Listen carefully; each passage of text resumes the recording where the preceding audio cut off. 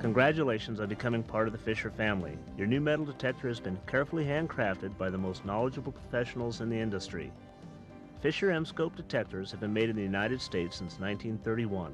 With 70 years of experience behind each detector that leaves our factory, you are guaranteed the long-standing tradition of built-in quality. Hello, my name is Bob Reynolds for Fisher Research Laboratories. I work as a special process engineer for a major aerospace company out of Mesa, Arizona, and I am also an authorized Fisher dealer. I've been an avid metal detectorist for over 23 years, and today I'll be showing you the general setup and use of your metal detector. I'd like to congratulate you and welcome you to the Fisher family.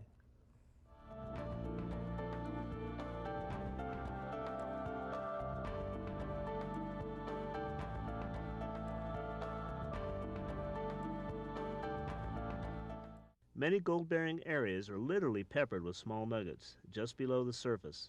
The trouble is, most metal detectors pass right over them. The nuggets are too small or the ground is too heavily mineralized.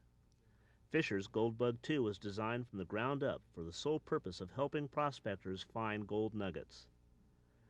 Your new metal detector is just about ready to go. Unpack your detector carefully and set the carton aside. Begin by sliding the lower stem into the upper handle. Then connect the search coil cable to the control housing.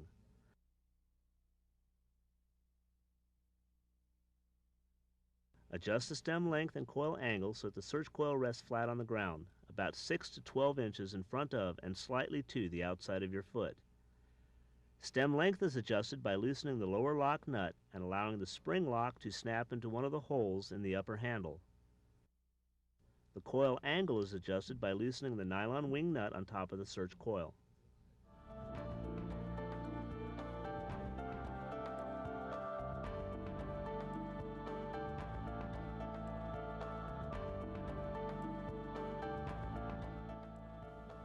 Once you've set a comfortable length, wind the coil cable in a manner that avoids any kinks or overstressing of the connection.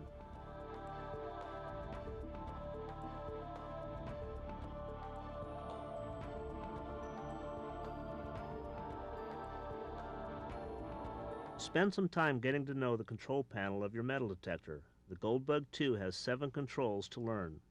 They are the iron discrimination, audio boost mode control. When in the iron discrimination position, hot rocks and small iron objects are ignored. In the normal position, the unit is in the all-metal auto-tune mode and is used for most nugget hunting conditions. Audio boost position amplifies the volume on small targets. The sensitivity knob controls adjust sensitivity to targets and ground minerals. The higher the setting, the deeper you will detect. You will also detect smaller targets. However, the Goldbug 2 is so sensitive at the maximum setting that you will pick up more false signals in mineralized soil. The sensitivity control is the most misunderstood on many detectors. Think of it as the gas pedal on your car. On a long straight highway, low mineralized ground, you can give it more gas, but on a twisted mountain road, highly mineralized ground, you will achieve more depth and a safer ride by cutting back on the gas. If your detector is acting erratic, cut back on the sensitivity until it smooths out. In the extreme counterclockwise position, this control doubles as a battery test. The ground reject control. This dual knob is used to electronically tune the search coil to ignore ground minerals. The small knob on top is a single turn coarse adjustment with 20 fixed positions. The large 16 turn fine tuning knob is on the bottom. This control works in conjunction with all 3 operating modes of the Goldbug 2.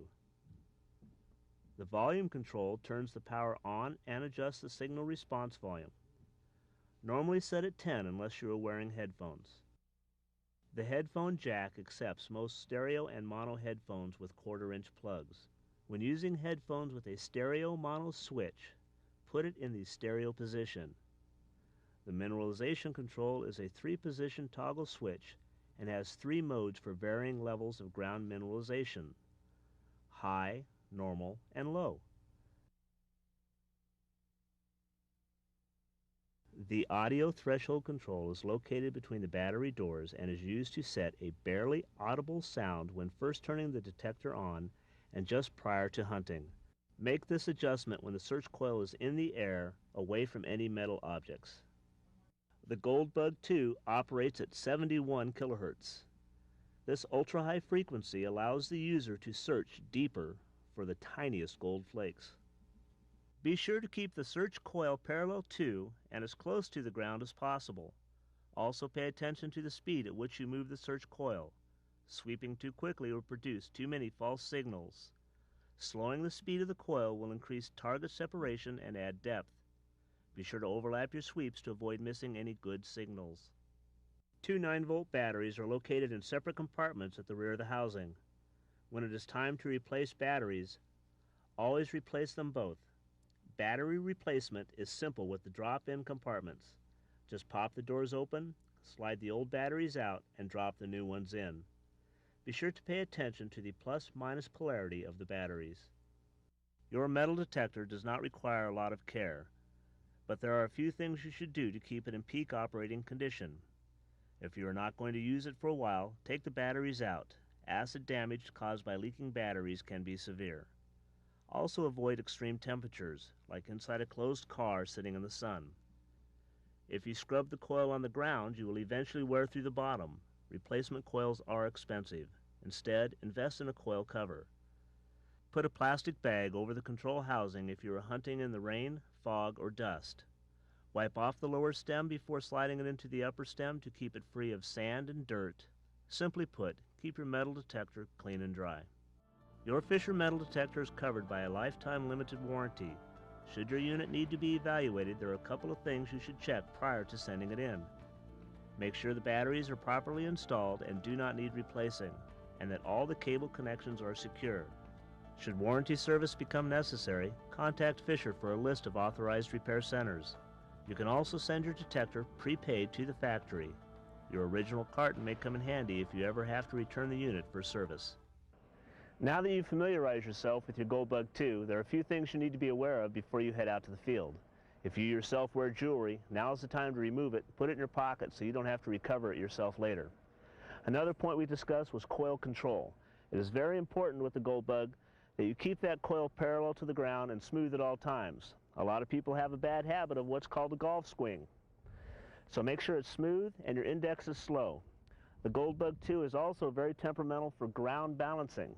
Take time to learn that ground balancing. Once you have that down pat, you'll achieve more nuggets at deeper depth. As you also head into the field, remember your ethics. Fill all your holes, remove all your trash. Whenever you have the opportunity, share your hobby with a child. As always, should you have any questions regarding your new metal detector, please refer to your operating manual or contact your local Fisher dealer. And at any time, you can contact the factory customer service department for additional information. This is Bob Reynolds for the Fisher Research Laboratory. Thank you and happy hunting.